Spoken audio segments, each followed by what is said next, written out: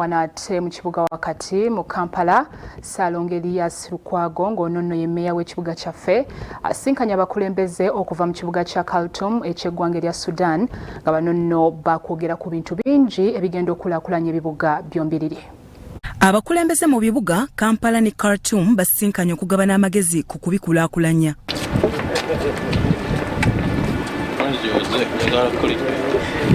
Omulodi wa Kampala Mmeeya Lukwago ayogerezeganyizza ne Ambassador Ahmed Ibrahim Awad Isid wamu ne Gavana w'essaza Khartoum Ahmed Osman Mohammed Ahmed balambudde ekifo we basengejjera kazambi n'okulongoosa amazzi ebiva mu kibuga ekiri ebugoloobi. Kulu nnyo treatment ya kazambi avaako endwadde nnyingi, kazambi atawaanya ebibuga bingi, so tuwaŋŋana amagezi.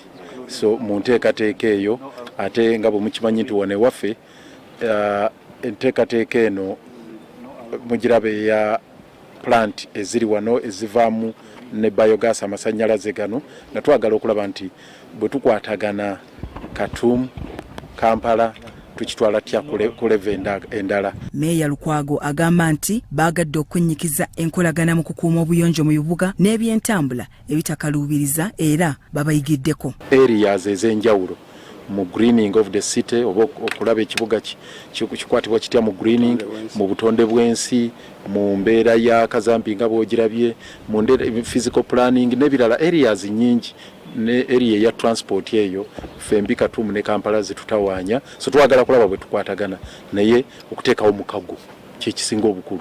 Gavana wa Khartoum Ahmed Osman Mohammed Ahmed asimye obuyonjo obuyambyeko okulwanyisa endwadde eziva mu kunywa amazzi amajama.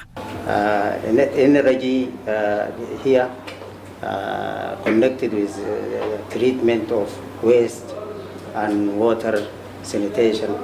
This is a good system, and I thank you for hospitality and as a tour. One, there is not bad smell, but there is a good work. Yes. Mu bibuga eby'amawanga gombiriri bakyasoomoozebwa ne kasasiro wano balaga bwe bayinza okumukuŋŋaanya mu bantu ne batamusuula mu myala egitambuza amazzi. Bya Owora Gabriel, Salt TV, Omunyo.